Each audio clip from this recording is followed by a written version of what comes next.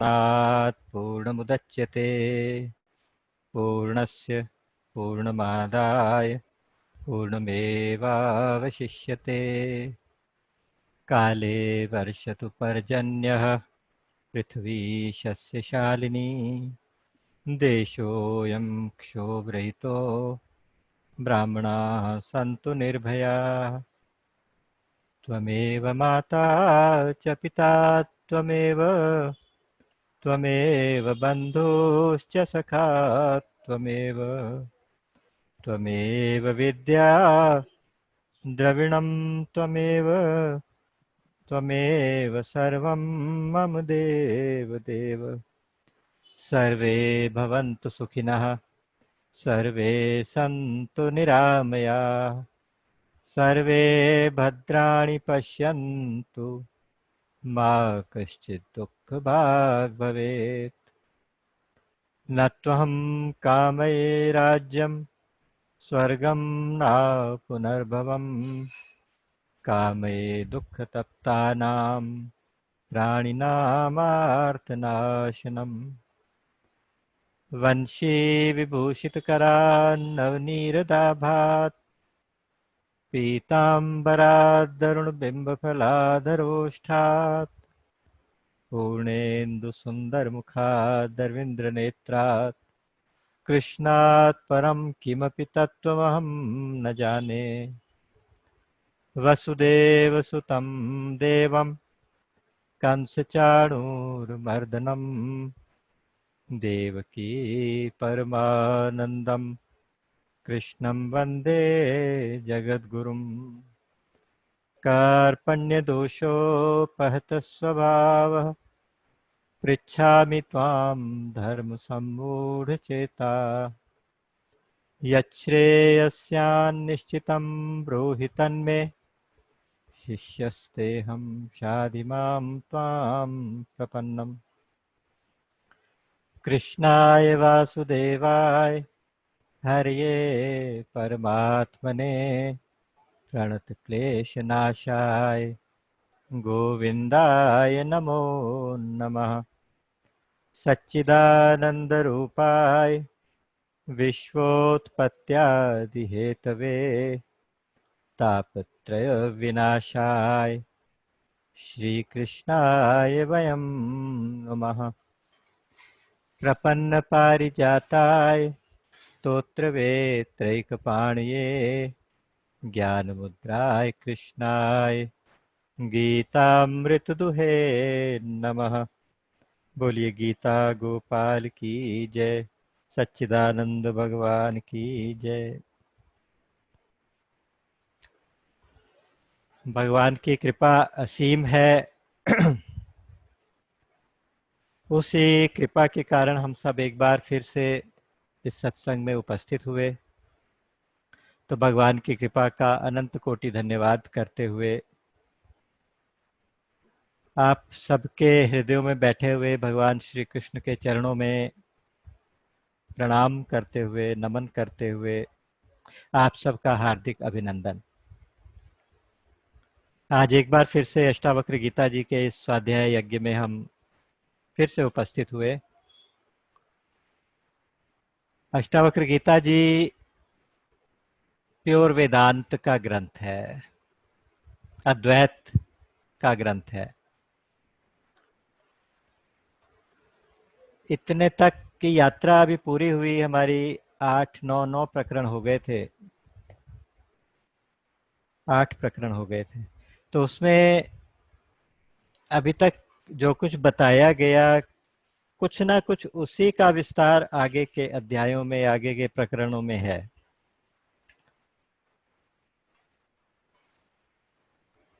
कुछ थोड़े बहुत फीडबैक्स, कुछ जिज्ञासाएं, कुछ प्रश्न आ जाते हैं,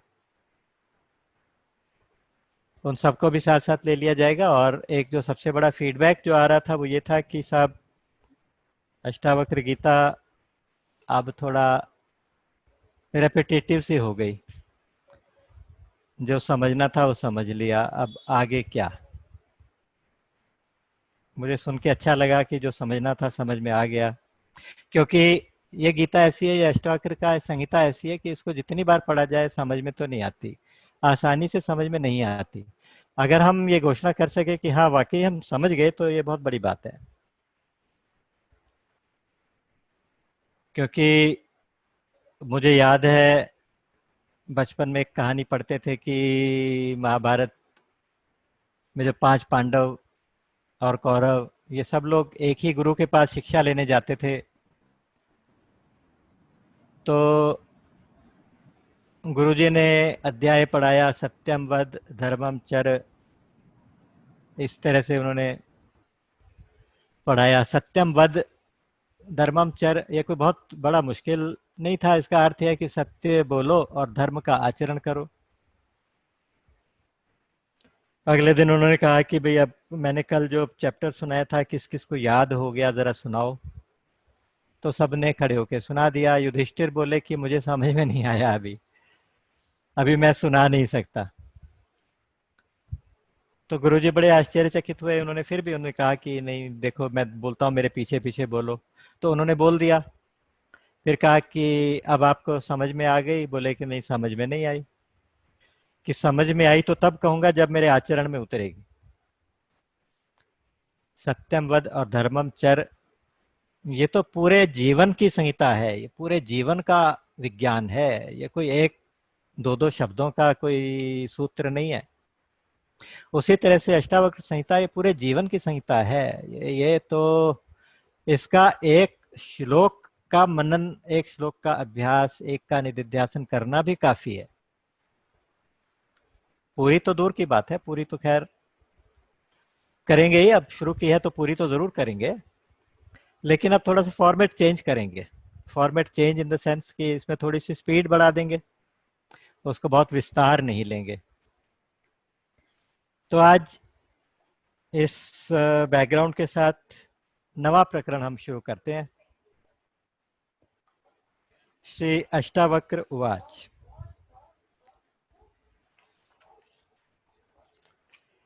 कृताकृते च द्वन्द्वानि कदा शान्तानि कस्य वा, एवं ज्ञात्वेह निर्वेदात् भवत्याग परोव्रति।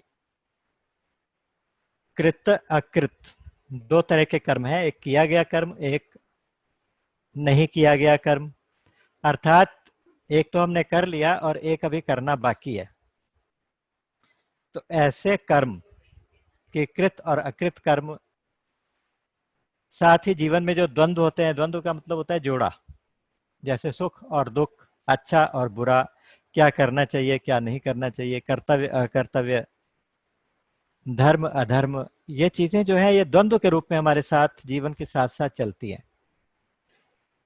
तो किए और अनकिए कर्म तथा ये सारे द्वंद्व, अष्टावक्र जी कहते हैं कि अरे कदा शांतानि कस्य वा, कदा और कस्य, कब और किसके शांत हुए हैं। अर्थात जो जिसने जिस जीव ने भी जन्म लिया है उसके ये द्वंद्व और ये किए अनकिए कर्म, ये सारी परंपरा, ये सारा प्रवाह किसी का भी आज तक शांत नहीं हुआ।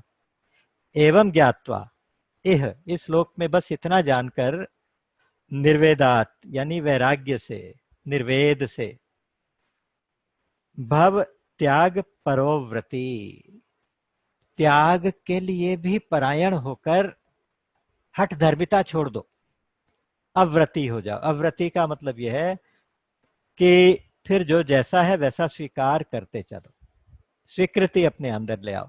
अव्रति, अव्रति हो जाने का मतलब यह नहीं है कि नियम पालन करना छोड़ दो। अव्रति हो जाने का मतलब यह है कि त्याग परायण तो हो जाओ, लेकिन मैंने त्याग किया इस भाव का भी त्याग करो। तो इस प्रकार से उन्होंने इस पूरे प्रकरण में त्याग और वैराग्य की व्याख्या की है ना। इसमें द्वंद्व और किए किए कर्म तो किसी के खत्म हुए नहीं और कभी भी खत्म नहीं होंगे। तो इसलिए भाई तुम क्या करो, तुम ऐसा करो कि बस निर्वेद यानी वैराग्य से, किसी के साथ बिना अटैच हुए, किसी के साथ बिना आसक्ति के, त्याग के लिए भी अव्रति हो जाओ। त्याग करना है, ग्रहण करना है। जैसे पीछे कहा था कि किसका ग्रहण किसका त्याग, तो कुछ नहीं, बस ऐसे जैसे हो वैसे ही शांत हो जाओ। कस्यापि तात धन्यस्य लोकचेष्टावलोकनात् जीवितेच्छा बुभुक्षाव च बुभुत्सोपशमं गता। हे तात, कस्यापि धन्यस्य, किसी किसी धन्य पुरुष की, किसी किसी विरले व्यक्ति की तीन चीजें समाप्त होती हैं। ये सारे संसार का व्यवहार देखकर लोक चेष्टा अवलोकनात्, लोक चेष्टा मतलब संसार का व्यवहार, इसको देखने के बाद किस किस कोई कोई विरला होता है जिसकी तीन भाव जिसके शांत हो जाते हैं। कौन कौन से तीन भाव हैं? एक है जीवित इच्छा, दूसरी है बुभुक्षा, तीसरी है बुभुत्सा। जीवित इच्छा का मतलब होता है जीवित रहने की इच्छा। जिसको मृत्यु का भय होगा उसे जीवित रहने की इच्छा होगी। और बुभुक्षा का मतलब होता है कि भोगों की इच्छा, भोग करने की इच्छा, कामना पूर्ति की इच्छा। बुभुत्सा का मतलब होता है ज्ञान की इच्छा। इसमें बस एक थोड़ा सा सूक्ष्म भाव एक और है इसके साथ में, वो जरूर लेना चाहिए कि जीव का स्वरूप है सत चित आनंद। वास्तव में हमारी जितनी भी इच्छाएं हैं, हम जितनी भी हमारी खोज है, वो सच्चित आनंद अर्थात अपने स्वरूप की खोज है। केवल हमारी डायरेक्शन गलत है खोज करने की। हमारे अंदर जीवित इच्छा है, जीवित रहने की इच्छा है, सदा बने रहने की इच्छा है। क्यों इच्छा है? क्योंकि हमें सत हमेशा बना रहता है, तीनों कालों में रहता है। तो क्योंकि हम अपने स्वरूप की खोज, सत्य की खोज कर रहे हैं, तो इसलिए हमारे अंदर जीवित रहने की इच्छा रहती है। और बुभुक्षा का मतलब होता है भोगों की इच्छा। आप देखिए, हमारा स्वरूप आनंद है, आनंद हमारा स्वरूप है। उस आनंद की प्राप्ति के लिए हम भोगों की तरफ आकृष्ट होते हैं कि शायद हमें यहाँ से आनंद मिलेगा। ये वास्तव में ये भी हमारे अपने स्वयं के स्वरूप की खोज के कारण ऐसा हो रहा है कि हमारे अंदर बुभुक्षा भी आ गई है। हम भोगों में से सुख लेने की इच्छा करते हैं, भोगों में से आनंद लेने की इच्छा करते हैं। और तीसरी है बुभुत्सा अर्थात जानने की इच्छा, क्योंकि हमारा स्वरूप चित्त है, सच्चित आनंद है ना, तो चित्त का मतलब होता है ज्ञान। हम अपने ज्ञान स्वरूप को खोजना चाहते हैं, तो इसलिए हमारे अंदर बुभुत्सा भी होती है। तो कहते हैं कि ऐसा कोई कोई होता है जिसकी ये तीनों खोज, तीनों इच्छाएं शांत हो जाती हैं। शांत कब होती हैं? जब वो अपने स्वरूप में जाता है। आप ध्यान दीजिए, क्योंकि ये इच्छाएं कभी शांत इसलिए नहीं होती क्योंकि हम तीनों को पूरा करने के लिए संसार की तरफ भाग रहे हैं। सदा रहने के तरीके हम संसार में खोज रहे हैं। संसारिक साइंस का सहारा लेके हम और ज्यादा से ज्यादा जीना चाहते हैं, और ज्यादा से ज्यादा भोगों में सुविधाओं को बढ़ाकर, सुखों को बढ़ाकर हम परमानंद चाहते हैं। और अनेक तरह की विद्याएं प्राप्त करके हम ज्ञान की प्राप्ति, अपने ज्ञान स्वरूप की खोज करना चाहते हैं। तो जब ये पता चल जाता है, वैसा कोई विरला ही धन्य पुरुष महापुरुष होता है, कोई कोई होता है जिसको पता चल जाता है कि इनकी खोज संसार की तरफ करनी नहीं है, इनकी खोज अपने अंदर ही जाना है, इनकी प्राप्ति के लिए, अनुभव के लिए अंदर ही जाना है। तो जो अपने अंदर चला जाता है, तो कैसे है? ऐसा कोई कोई होता है। कस्यापि तात धन्य, धन्यस्य, किसी धन्य महापुरुष की ये तीन इच्छाएं शांत होती हैं। फिर उसको बाद तीनों, क्योंकि पूरी पूर्ण आनंद, पूर्ण चित्त, पूर्ण सत्य, सच्चिदानंद घन उसके साथ जाकर एक हो जाता है, उसी स्वरूप में स्थित हो जाता है, तो उसको फिर किसी चीज की इच्छा नहीं होती। अनित्यम सर्वमेवेदम तापत्रितय दूषतम असारम निंदितम हेयम इति निश्चित्य शाम्यति। ये संसार कैसा है? असारम निंदितम हेयम इति निश्चित्य। यह संसार असार है। असार का मतलब जिसका कोई सार नहीं है, जिसके अंदर कोई तत्व नहीं है। जैसे केले के तने में से छिलके उतारते जाओ अंदर से कुछ नहीं निकलता, वो असार होता है। प्याज के छिलके उतारते जाओ तो लास्ट तक कुछ भी नहीं निकलता। उसी तरह से ये संसार है असार। और निंदितम, निंदित है, निंदनीय है, इसकी कोई, इसमें कोई हमें प्रसन्न नहीं कर सकता, हमारी कोई कामनाएं पूर्ति नहीं कर सकता, हमारी सच्चिदानंद की खोज को पूरा नहीं कर सकता, और यहां से हमें केवल दुख ही दुख मिल रहा है, तो इसलिए निंदित है। और हेयम, यहाँ दो शब्द पीछे भी आए हैं, आगे भी शायद 2-3 बार और आएंगे। हे और उपादेय। हेय का मतलब होता है, समझ लीजिए, यूजलेस, और उपादेय का मतलब होता है यूजफुल। तो हेय को तो छोड़ना होता है, और उपादेय का उपार्जन करना होता है, उसको इकट्ठा करना होता है। हे और उपादेय की भावना जिसके अंदर होती है, तो हे को छोड़ेगा, उपादेय को प्राप्त करेगा। यहाँ पे उस भाव से ये कहा गया कि अगर तुम्हें किसी चीज से अटैचमेंट ज्यादा है और ये कहा जाए कि तुम इसको छोड़ दो, तो कैसे छोड़ सकते हैं हम? छोड़ किसको? उपादेय को छोड़ेंगे कि हेय को छोड़ेंगे? हम उसको उपादेय समझ रहे हैं, इसलिए उसको पकड़ के बैठते हैं। तो इसलिए ये समझाया जाता है कि नहीं, उपादेय नहीं है, ये हेय है। हेय का मतलब यूजलेस है ये संसार। ये संसार असार है, निंदित है, यूजलेस है। तो इसलिए ऐसा निश्चय करके, निश्चित्य इति निश्चित्य। और कैसा है? और दो चीजें और कही, अनित्यम, और ये अनित्य है। अनित्य का मतलब यह है कि ये सदा रहने वाला नहीं है, नित्य नहीं है, सदा रहने वाला नहीं है। आप ध्यान दीजिए, संसार की हर वस्तु हर क्षण बदल रही है और जा रही है। सब कुछ है से नहीं में जा रहा होता है। तो इसलिए कहा गया कि ये संसार अनित्य है, क्षण भंगुर है। सर्वम एव इदम, इदम सर्वम एव, ये सारा का सारा जो कुछ भी दिखाई देने वाला संसार है, सबकी बात कर रहे हैं। और तीसरा चीज इसमें, पांचवी चीज कही गई, त्रय ताप त्रितय दूषितम। तीन तापों से दूषित है, तीन तापों से पॉल्यूटेड है। तीन ताप कौन से होते हैं? आध्यात्मिक, आधिदैविक, आधिभौतिक। तो आधिभौतिक मतलब संसार की बाहर के जीव जंतुओं से कोई या दूसरी चीजों से अगर कोई कष्ट मिले तो उसे आधिभौतिक कष्ट कहते हैं। आध्यात्मिक मतलब स्वयं से, शरीर से, अपने आप से। और आधिदैविक मतलब दैव की तरफ से, भगवान की तरफ से। कभी कोई अनावृष्टि हो गई, ओलावृष्टि हो गई, सूखा पड़ गया, या बहुत अतिवृष्टि हो गई, ये सब, भूकंप आ गया, ये सारे के सारे दैवीय विपत्तियां। तो तीन प्रकार के कष्ट हैं, आदि दैविक, आदि भौतिक, आध्यात्मिक। ये इन तीनों तापों से दूषित है। ये त्रिविध ताप हैं जिनसे हम जल रहे हैं, हमेशा जलते रहते हैं। तो इन तीनों तापों से दूषित, अनित्य, असार, हेय और निंदनीय जगत के अंदर, निंदनीय जगत है, ऐसा इस जगत को समझकर कोई कोई व्यक्ति ऐसा होता है जो फिर शम को प्राप्त हो जाता है, अर्थात शांति को प्राप्त करता है। तो कहने का मतलब है कि ये समझाया गया कि संसार बेकार है, तुम इससे अपना कोई संबंध मत मानो। को असौ कालौ वयः किं वा द्वन्द्वानि नो नृणम् तान्युपेक्ष्य यथा प्राप्त वर्ति सिद्धिमवाप्नुयात्। को असौ कालौ वयः किं वा,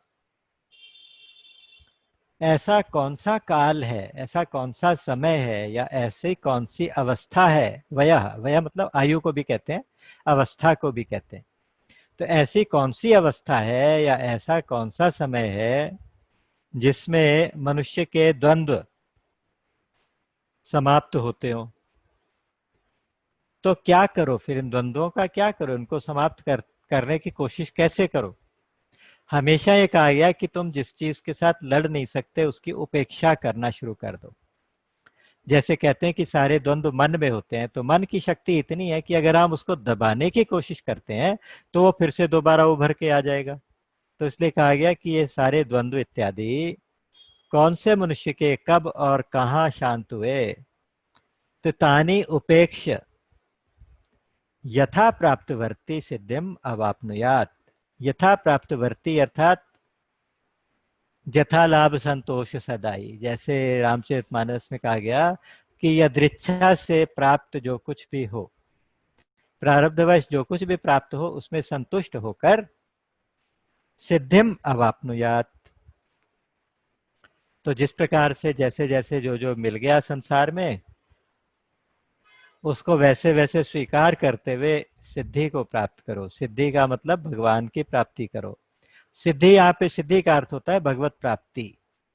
हम जिस उद्देश्य को लेकर साधना करने निकले हैं या जो कुछ भी करने निकले हैं, तो वो उद्देश्य की प्राप्ति का नाम है सिद्धि, सिद्धि की प्राप्ति। तो उस सिद्धि को प्राप्त करो। नाना मतम महर्षिणाम साधूनाम योगिनाम तथा दृष्ट्वा निर्वेदमापन्नः को न शाम्यति मानवः।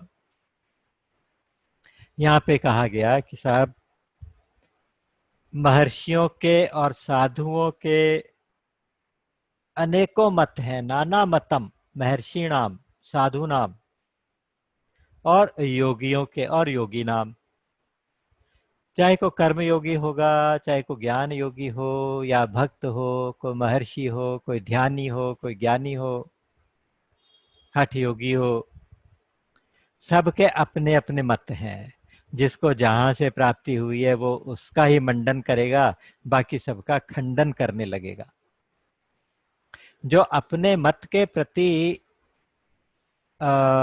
निष्ठा रखना, आस्था रखना अच्छी बात है, लेकिन उसके साथ दूसरे के मतों का खंडन करना ठीक नहीं है। जिसको जहां से प्राप्ति हुई वो वहीं पे ठीक है। तो इसलिए कहा गया कि ये सब कुछ देखकर, क्योंकि आप जब भक्ति की बात सुनते हैं तो वो कहता है कि ज्ञान बिल्कुल तुच्छ है, भक्ति सबसे सर्वोत्तम है। जो ज्ञानी ब्रह्मज्ञानी की बात सुनते हैं तो कहता है ज्ञान ही ज्ञान है, भक्ति बेकार है। बेकार तो नहीं कहते, लेकिन कहते हैं कि ज्ञान ही सर्वोत्तम है।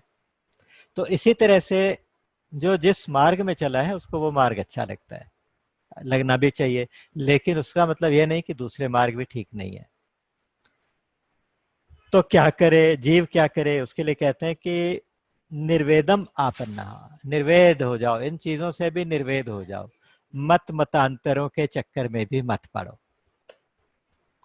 अर्थात मत संप्रदाय, ये मठ, ये चीज, वो चीज, इन सब के लिए बहुत कट्टर होने की जरूरत नहीं है ना। तो कहते हैं कि नाना मतम महर्षि नाम साधु नाम योगी नाम तथा, महर्षियों के, साधुओं के, योगियों के नाना नाना प्रकार के मत मतांतर हैं। इति दृष्टवा, ऐसा देखकर, निर्वेदम आपन्ना, वैराग्य को प्राप्त होके, को न शाम्यति मानव, ऐसा कौन सा मनुष्य है जो शांत ना हो जाए।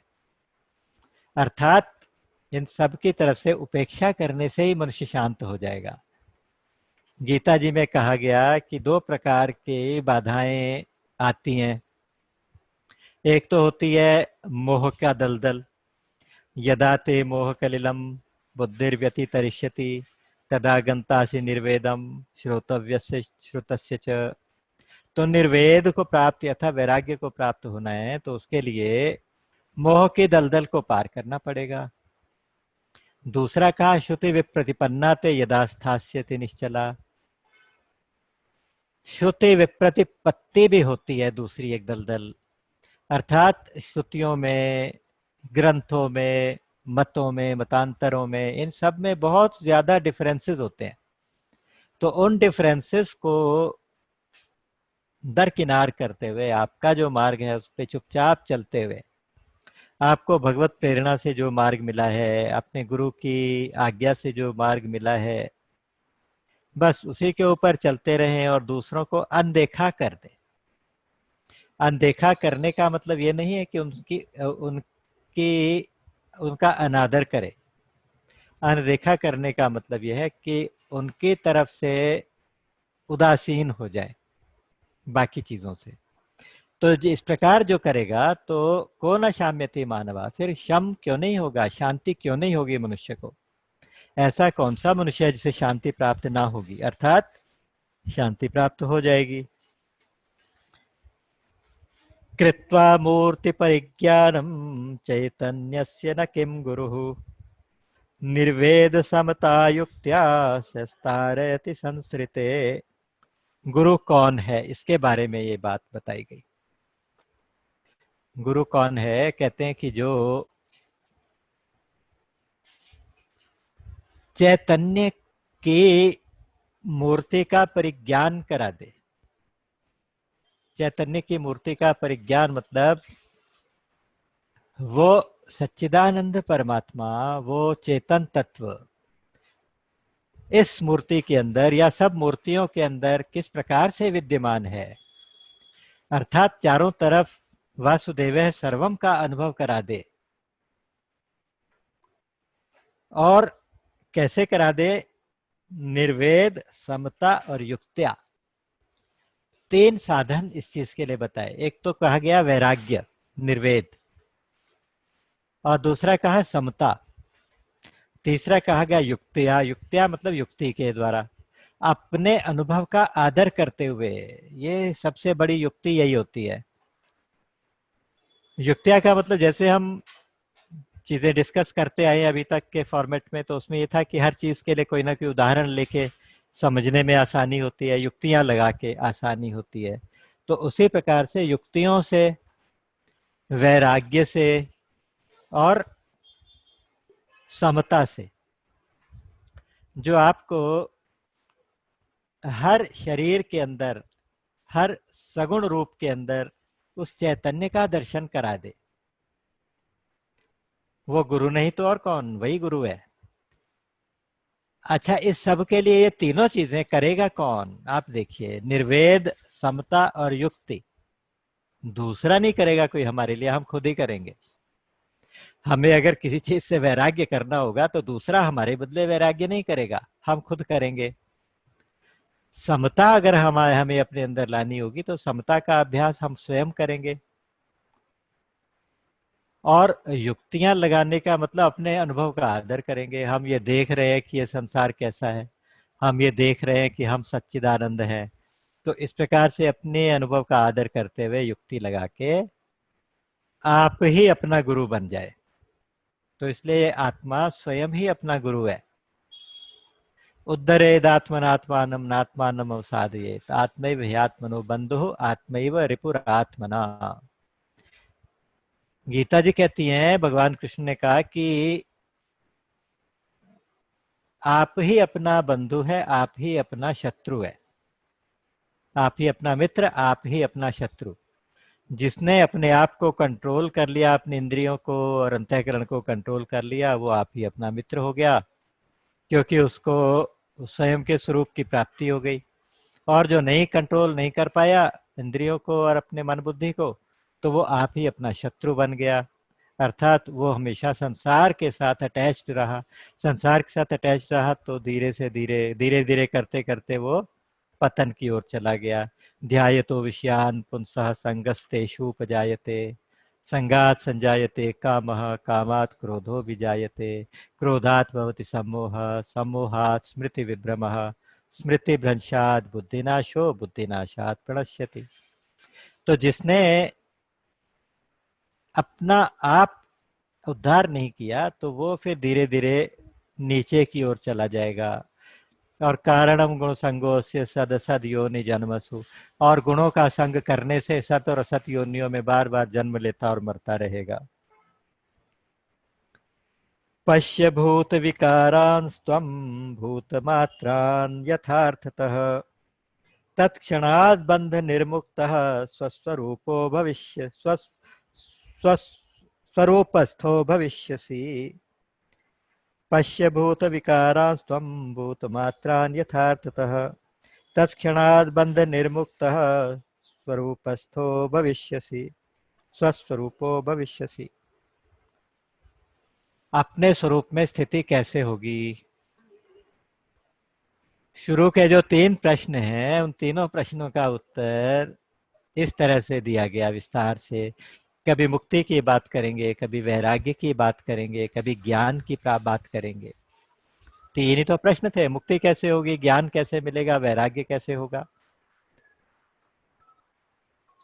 तो कहते हैं कि जो भूतों के पंच महाभूतों के विकार है ना, जितने भी पंच महाभूतों के विकार, भूत विकारान, उनको त्वम भूत मात्रान यथार्थतः पश्य, यथार्थता भूत मात्रान पश्य, अर्थात यथार्थ रूप से ये केवल पंचभूत ही है ऐसा तुम समझ लो। पश्य मतलब देख लो या समझ लो। अर्थात इतनी नाना प्रकार की जो पंच भौतिक जगत में चीजें दिखाई देती हैं, ये वास्तव में इनका स्वरूप ये नहीं है जो दिखाई दे रहा है। इनका स्वरूप या तो सबको परमात्मा समझ लें, या तो सबको पंचभूतों का विकार है, पंचभूत ही समझ लें। जो जिस चीज का विकार है उस तत्व को देखते रहे। ये सारे पंचभूतों का विकार है। पंचभूतों का विकार मतलब पंचभूतों से बनी हुई चीजें हैं, तो वास्तव में पंचभूत ही है, पृथ्वी जल अग्नि वायु और आकाश। इनके अलावा और छठी चीज है ही नहीं। इस प्रकार से देखते रहें और उनको पंचभूत समझ के शांत हो जाएं। तो जिस क्षण आपको ये अनुभूति हो गई, तत्क्षणात् बंध निर्मुक्तः, उसी क्षण आप बंधन से मुक्त हो जाएंगे। बंधन क्यों है? बंधन संसार के नानात्व की वजह से हो रहा है, क्योंकि इसमें कुछ चाहिए, कुछ छोड़ना है, कुछ लेना है, कुछ अच्छा है, कुछ बुरा है, कुछ छोटा है, कोई बड़ा है, कुछ प्यारा है, कोई घृणित है, कोई मेरा है, कोई तेरा है। अगर एक ही चीज दिखाई देती रहे तो फिर सब एक ही है। तो इसलिए तत्क्षणात् बंध निर्मुक्तः और स्वरूपस्थो भविष्यसि, अपने स्वरूप में स्थित हो जाएगा।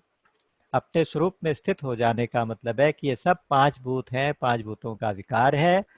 या दूसरा भाव ये आ जाएगा कि ये सब कुछ परमात्मा स्वरूप है, वासुदेव है सर्वम। ऐसा सोच के बिल्कुल शांत हो जाएगा, बंधन से मुक्त होके अपने स्वरूप में स्थित हो जाएगा। बंधन से मुक्ति कैसे होगी, इसका पीछे कहा गया कि यदि देहम पृथक्कृत्य चिति विश्राम्य तिष्ठसि अधुनैव सुखी शांतः बंध मुक्तो भविष्यसि। अभी अभी बंधन मुक्त हो जाएगा। यहाँ पे भी कहा अभी अभी बंधन मुक्त हो जाएगा। तो इतना सोच ले, केवल पांच भूतों का विकार है, ये पांच भूत हैं और कुछ नहीं है। वासना एव संसारः इति सर्वा विमुञ्चताः तत्यागो वासनात्यागात् स्थितिरद्य यथा तथा। संसार क्या है, इसकी इतनी सुंदर व्याख्या, इतनी सुंदर परिभाषा कि संसार क्या है। संसार केवल वासना मात्र है, वासनाओं से बना हुआ संसार है। वासना क्या है? वासना को समझने के लिए आप समझ लीजिए कि ये कामना का एक ऐसा रूप है कि कामना आई, वो आपको नैग करती रही लगातार और उसने अपने इम्प्रेशन आपके चित्त के ऊपर छोड़ दिए। तो कामनाओं के जो इम्प्रेशंस हैं उन्हीं का नाम वासना है, और उन्हीं से सारा जगत बना हुआ है। अगर आप देखिए कि इस जगत में आप ध्यान देंगे तो मुख्य कारण अध्यास है। अध्यास का मतलब ये होता है कि जो नहीं है वो दिखाई दे जाए, चित्त और जड़ का एक संयोग दिखाई दे जाए, चित्त के गुण जड़ में दिखाई देने लगे, जड़ के गुण चित्त में दिखाई देने लगे और अज्ञान हो जाए, इसका नाम है अध्यास। और इसका एक मुख्य कारण है वासनाएं। वासनाएं तो कहते हैं कि तुम वासनाओं का त्याग करो तो अपने आप ऑटोमेटिकली संसार का त्याग हो गया। इति ता सर्वा विमुंच, इस प्रकार उन सारी वासनाओं का त्याग करके तत्यागो अर्थात संसार का त्याग हो जाएगा। वासना त्यागात, वासना के त्याग से संसार का त्याग हो जाएगा, क्योंकि वासना ही संसार है। स्थितिरद्य यथा तथा, इस प्रकार कैसी स्थिति में आ जाओगे, ऐसे फिर क्या होगा कि अब तुम जहां अपने स्वरूप में हो वैसे के वैसे हो जाओगे। तुम्हें अपने स्वरूप से विचलित करने वाली ये सारी वासनाएं थी, ये सारा संसार था, ये समझ लो कि संसार वासना रूप है। तो वासनाओं का त्याग करो, संसार का त्याग अपने आप हो गया और तुम्हारी ऐसी की ऐसी यथास्थिति हो गई। इस प्रकार से आज 9वां प्रकरण पूरा हुआ। 10वां प्रकरण श्री अष्टावक्र विहाय वैरिणं काममर्थं चानर्थ संकुलम् धर्ममप्येतयोर्हेतुं सर्वत्रानादरं कुरु। तो उसे त्याग और वैराग्य के प्रकरण को और आगे लेके चल रहे हैं। कहते हैं कि देखो 4 चीजें होती हैं, धर्म, अर्थ, काम और मोक्ष। धर्म का मतलब तो धर्म, धर्म की बहुत परिभाषाएं हैं। अर्थ का मतलब धन संपत्ति या सांसारिक वैभव, सब कुछ अर्थ है। काम का मतलब कामनाएं, भोग, भोग वासनाएं, भोग कामनाएं। और मोक्ष का मतलब मोक्ष। तो हम सब मोक्ष चाहते हैं। ज्ञान मार्गी जितने भी हैं सबको मोक्ष की आवश्यकता, मोक्ष की इच्छा होती है। हम सब मुमुक्षु हैं। मुमुक्षु का मतलब मोक्ष चाहने वाले। तो मोक्ष चाहने वाले क्या करें कि अर्थ और काम में धर्म लगा दें, कि धर्म के साथ काम का आचरण करें और धर्म के साथ अर्थ का उपार्जन करें, तो मोक्ष की प्राप्ति हो जाएगी। ये बात समझने वाली होती है कि धर्म इसलिए होता है कि उसको हम अर्थ के साथ लगाएं तो वो अर्थ की शुद्धि हो जाएगी। अर्थात अगर धन हमने धर्मपूर्ण कार्यों, धर्मार्थ कार्यों में, मतलब धर्म सम्मत कार्यों से कमाया है, संपत्ति हमने धर्म सम्मत तरीके से कमाई है, ईमानदारी से, तो वो संपत्ति हमारे कल्याण का कार्य, कल्याण का काम करेगी, वो हमें अटैच नहीं करेगी। और उसी तरह से हमारी कामनाएं जितनी भी हैं, हमारे काम धर्म के विरुद्ध नहीं है, तो फिर तो वो भगवान की विभूति है। धर्मा विरुद्धो भूतेषु कामोस्मि भरतर्षभ। भगवान श्री कृष्ण ने अपनी विभूतियां गिनाते हुए कहा था कि धर्म के अनुकूल जो काम का आचरण है वो भी मैं ही हूं, वो भी मेरी ही विभूति है, मेरा ही स्वरूप है। लेकिन यहाँ पे क्या कहा? यहाँ पे कहा गया कि ऐसा धर्म जो अर्थ को अनर्थ कर दे और ऐसा अधर्म जो काम के साथ जुड़ जाए, तो वो काम तो वैरी काम हो गया, तुम्हारा दुश्मन हो गया। जैसे तीसरे अध्याय में कहा गया कि विद्येनम यह वैरिणम, काम एश क्रोध एश रजोगुण समुद्भव। यही काम ही क्रोध हो जाता है, यही रजोगुण से उत्पन्न होने वाला है। तुम इसको वैरी की तरह, अपने दुश्मन की तरह से छोड़ दो, इसका त्याग कर दो। तो इस काम का त्याग करने की बात यहाँ भी कही गई कि इस वैरी काम को छोड़कर, त्याग करके, और अर्थम च अनर्थ संकुलम, और अनर्थों का समूह जो हो गया, ऐसा ऐसा अर्थ जिसमें बहुत सारे अनर्थ छिपे हैं, तो उसका भी त्याग करो। और ऐसा धर्म जो धर्म का स्वरूप में अधर्म करता हो, उसका भी त्याग करो। यहाँ पे कहा गया कि धर्म, अर्थ, काम, इन तीनों का त्याग करना है, तभी मोक्ष की प्राप्ति होनी है। और ऐसे धर्म का त्याग करना है जो अर्थ को अनर्थ करे, जो काम को वैरी बना दे। एक जिज्ञासा आई थी पिछली बार हमने ज्ञानी का, ब्रह्म ज्ञानी का वर्णन करते हुए, अवस्था का वर्णन करते हुए कहा था अष्टावक्र जी के शब्दों में, उसमें कहा गया था कि उसके लिए कुछ भी करना कराना बाकी नहीं रहता। मैंने एक उदाहरण भी दिया था, स्वामी राम एक संत से मिले थे, उसने कहा था कि मेरे माँ बाप मर गए, मेरे अमता ममता मर गई, अब मैं जो मर्जी करूं। तो उन्होंने कहा था कि फिर लोक संग्रह का क्या। और दूसरी बात, फिर ये जो हो रहा है कि कभी कोई बाबा जेल में जा रहे हैं, कभी कोई बाबा जा रहे हैं, तो ये सब क्या है? इतने ज्ञानी, इतने धर्मात्मा होने के बाद। तो देखिए, ब्रह्म ज्ञानी होना एक बात है, ब्रह्म ज्ञान का वहम हो जाना दूसरी बात है। अगर कोई ऐसे कार्यों में लिप्त हो जाए, अपनी अपूर्ण वासनाओं को तृप्त करने के लिए इस चोगे का सहारा ले ले, इस सन्यास का सहारा, इस ज्ञान का सहारा ले ले, तो वो ज्ञानी नहीं है। तो उसकी जगह वही है जो इन बाबाओं की हो रही है। अब लोग कहते हैं कि साहब कृष्ण ने जो किया, श्री कृष्ण ने जो रासलीला की, अगर हम करें तो फिर हमें गलत क्यों समझा जाता है, भगवान ने भी तो ऐसा ही किया। तो लेकिन भगवान ने रासलीला से पहले कालिया नाग के फन के ऊपर डांस भी किया। उन्होंने पहले एक उंगली के ऊपर पूरे गोवर्धन पहाड़ को भी उठाया। उन्होंने उससे पहले इतने सारे राक्षसों को, डेमंस को मारा भी सही। पहले आप वो करें तब उस चीज के अधिकारी बने, उसके बाद आपको फिर कर्म फल नहीं लगेगा। तो उस अवस्था को समझना हमारे लिए इसलिए मुश्किल पड़ता है क्योंकि हम उसकी कल्पना ही नहीं कर पाते, क्योंकि हम संसार के साथ इतने ज्यादा अटैच्ड हैं। तो इसलिए हमारे मन में फिर प्रश्न भी उठते हैं और इसीलिए ये सारे अनर्थ भी हो रहे हैं। तो काम वैरी हो जाता है और अर्थ अनर्थ हो जाता है, ऐसे धर्म की आड़ में अधर्म करते हुए को। तो ऐसे धर्म का त्याग भी उचित है, ऐसे धर्म को छोड़ देना चाहिए।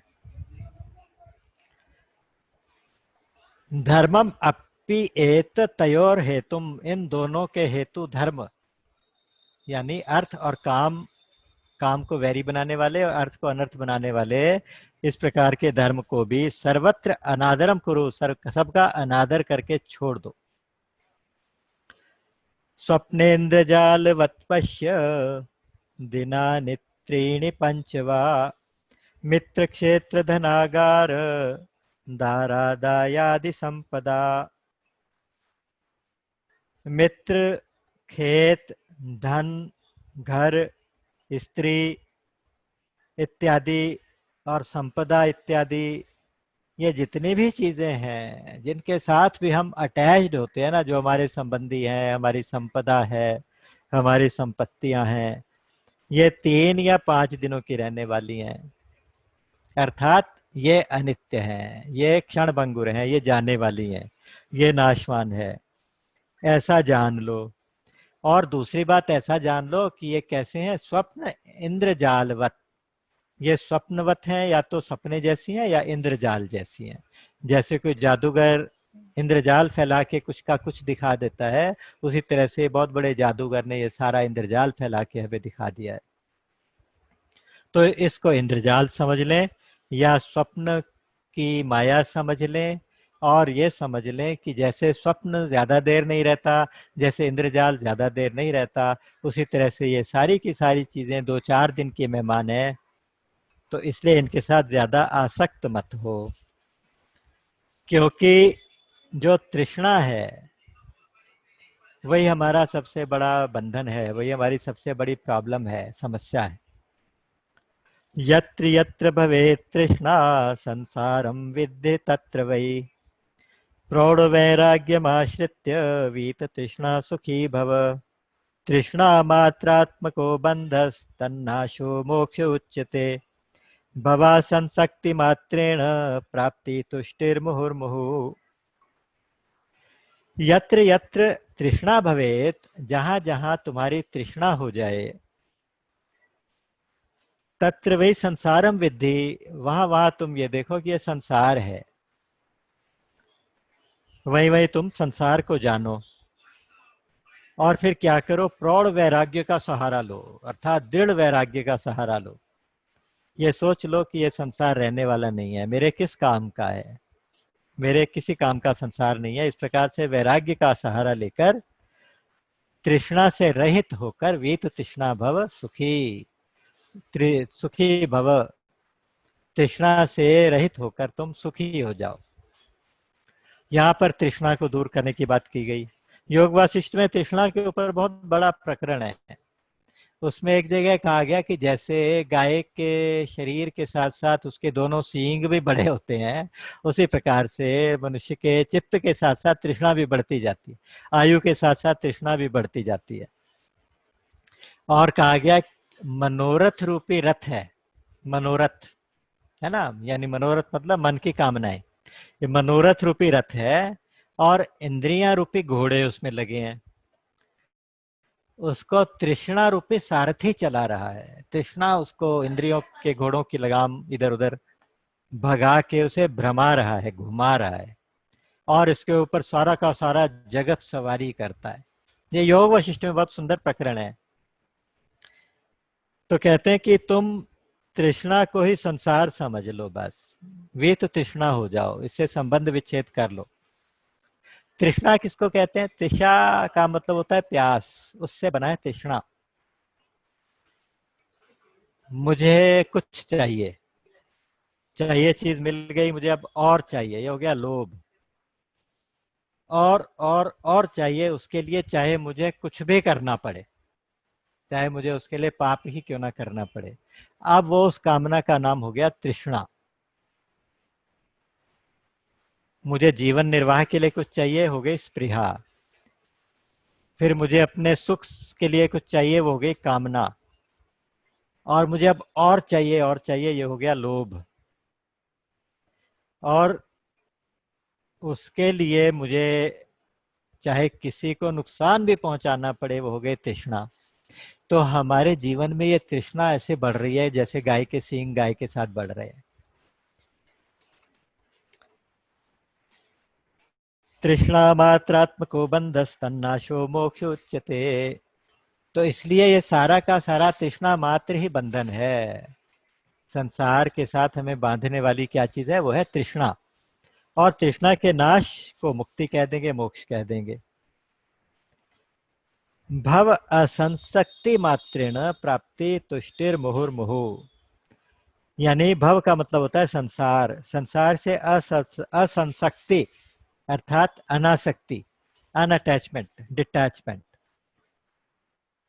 इसके केवल इतना कर लेने से, संसार से डिटैचमेंट कर लेने से, केवल संसार के साथ अपनी अटैचमेंट को कम कर देने से ही संतुष्टि और प्राप्ति, तुष्टि और प्राप्ति, ये मुहुर्मुहु मतलब बार बार, निरंतर, हमेशा आपके साथ बनी रहेगी। अर्थात भगवत प्राप्ति सुगम हो जाएगी और संतुष्ट हो जाएंगे।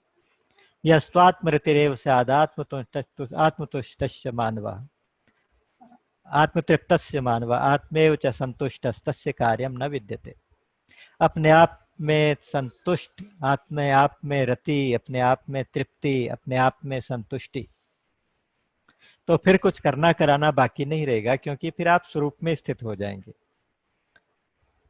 योग वशिष्ठ में एक और चीज कहा गई, देखिए, मनुष्य के दांत टूट जाते हैं, केश सफेद हो जाते हैं, और नजर कमजोर हो जाती है, कदम कदम पे लड़खड़ाते हैं, फिसलते हैं, फिर भी मनुष्य तृष्णा को नहीं छोड़ता। कितना बड़ा आश्चर्य की बात है।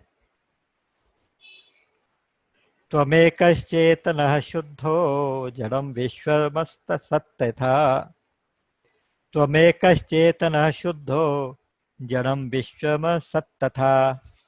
अविद्यापि न किंचित सा का बुभुत्सा तथापि ते। अच्छा, अब बुभुत्सा की बात करते हैं, जानने की जो हमारी इच्छा है। पहले बुभुक्षा की बात कर रहे थे, अब बुभुत्सा की बात कर रहे हैं। बुभुक्षा तो के लिए उसने तृष्णा पे प्रहार किया। अब बुभुत्सा के लिए कहते हैं कि दो ही बात तो जानने की है, वो तुम जानते हो। क्या जानते हो? कि तुम शुद्ध चैतन्य आत्मा हो, शुद्ध चेतन तत्व हो, और एक हो। तुम एकः चेतनः शुद्धः, तुम एक हो, चेतन हो, शुद्ध हो। और ये दूसरी बात, ये संसार जो है विश्वम असत तथा, तथा ये संसार असत है। असत का मतलब कभी ना रहने वाला, पल पल में बदलने वाला, और कभी ना रहने वाला ये संसार है। ये दो ही तो बातें जानने की हैं। फिर विद्या अविद्या क्या होती है? अविद्या तो कुछ नहीं होती। हम कहते हैं ना, अविद्या के कारण हमें भ्रम हो गया। तो यहाँ गुरुदेव बता रहे हैं कि अविद्या भी कुछ नहीं होती, बस सिर्फ दो ही बातें जानने वाली हैं। तो अब तुम्हें किस चीज की बुभुत्सा है, किस चीज की जानने की इच्छा है? और कुछ भी जानने को रहा ही नहीं। तो बस इतना ही जानना मात्र है।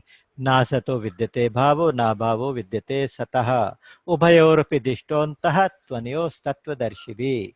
तत्वदर्शियों ने सत्य और असत का अंत देख लिया। यही अंतिम अवस्था है, यही अंतिम ज्ञान है। तो उन्होंने कहा गया कि बस सत्य और असत तुम्हें पता चल गया कि तुम सत्य हो और ये बाकी सब कुछ असत है। इतना ही जानना बाकी है, और कुछ तुम्हें जानना बाकी नहीं है। तो इसलिए राज्यम सुता कलत्राणि शरीराणि सुखानि च संसक्तस्यापि नष्टानि तव जन्मनि जन्मनि। राज्यम, राज्य, सुता मतलब पुत्र, स्त्रियां, कलत्राणी, शरीर और सुख। ये जितना राज्य आपके पास है, जितने आपके बेटे हैं, जितनी स्त्रियां आपको आज तक मिली, जितने शरीर आपको आज तक मिले, जितने सुख आपको आज तक मिले,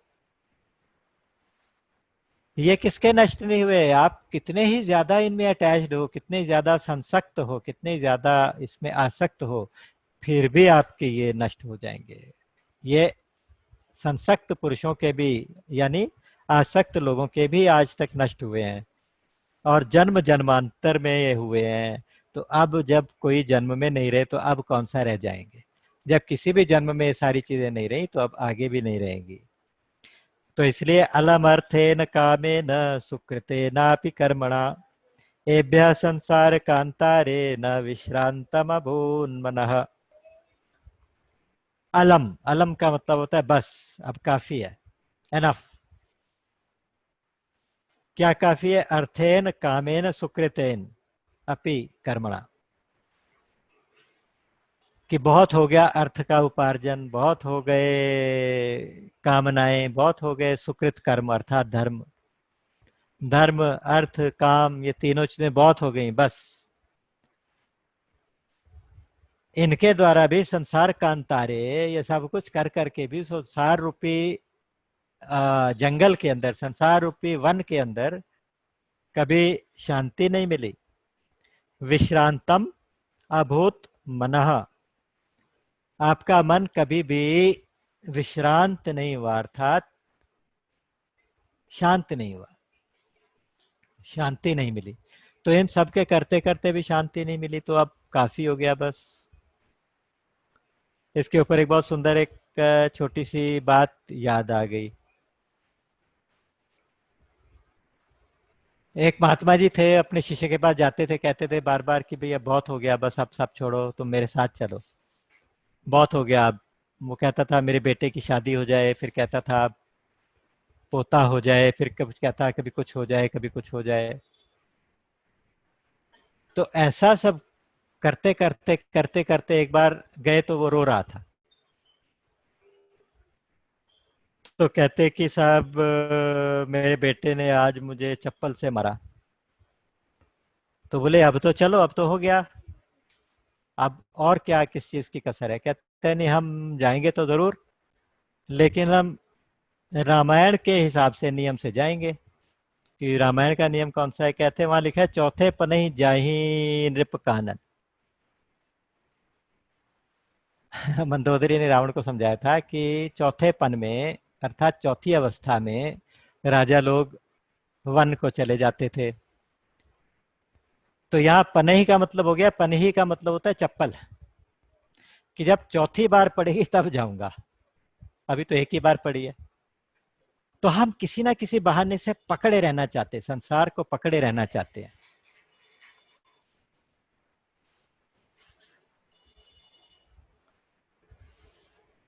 तो कहते कि ये सब कुछ करते करते संसार रूपी वन में आपको कभी विश्राम नहीं मिला।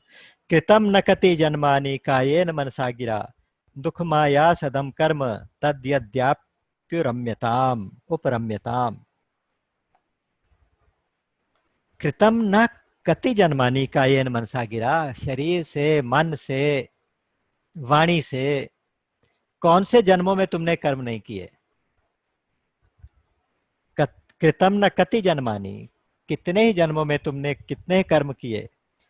कायेन मतलब शरीर के द्वारा, मनसा मतलब मन के द्वारा, गिरा मतलब वाणी के द्वारा।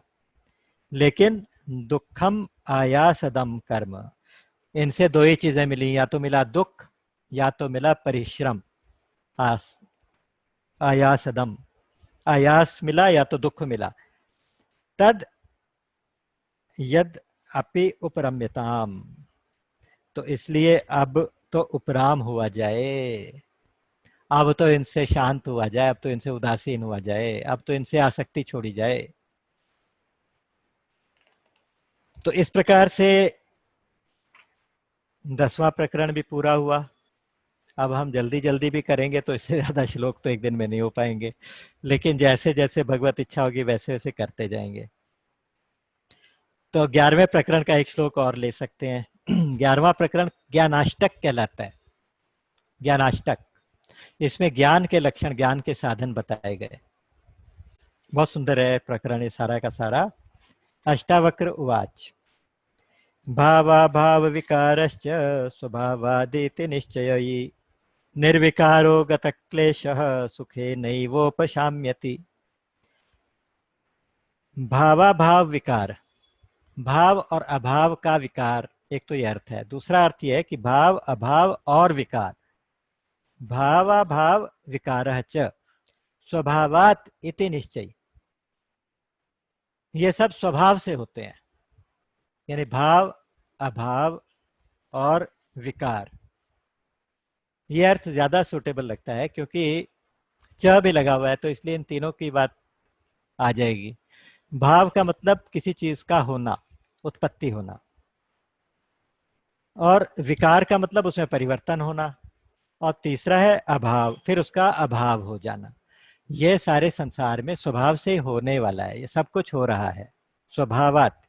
इति निश्चय, इस प्रकार का निश्चय करने वाला निर्विकारः गतः क्लेशः, ऐसा निर्विकार पुरुष, ऐसा निर्विकार साधक, गतः क्लेशः, जिसके सारे क्लेश नष्ट हो गए, अविद्या अस्मिता राग द्वेष अभिनिवेश, इस पांचों क्लेश का नाश हो जाए, ऐसा व्यक्ति सुखेन एव उपशाम्यति, ये आराम से सुख से ही शांत हो जाता है, सुखपूर्वक शांत हो जाता है।